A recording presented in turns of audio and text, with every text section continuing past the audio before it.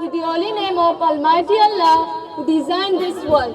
Shining lakes, running brooks, blowing breeze, silver moon and hanging sky with the mild flaming sun and twinkling shelter of the star. Respectable teachers, honorable chief guests and all audience, Assalamu alaikum. As you noted, this program is arranged by the student of 9th class and I am here to give a speech.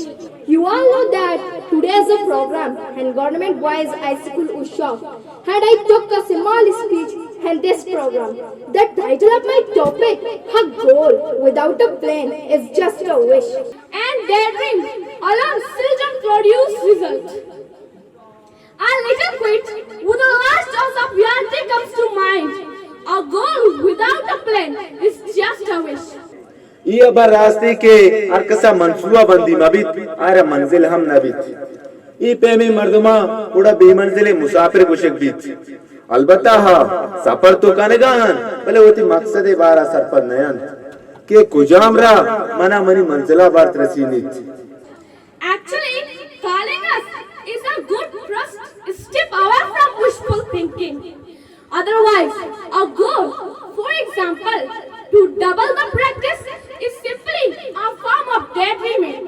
And to achieve any goal, you must make a plan. Simply having a goal in mind does not achieve the goal.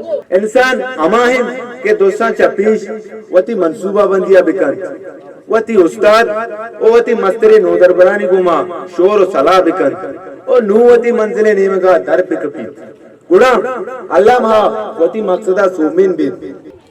Something about the idea feels good, but the wish is not a goal and it's not connected to the plan of action. Start with smart goals.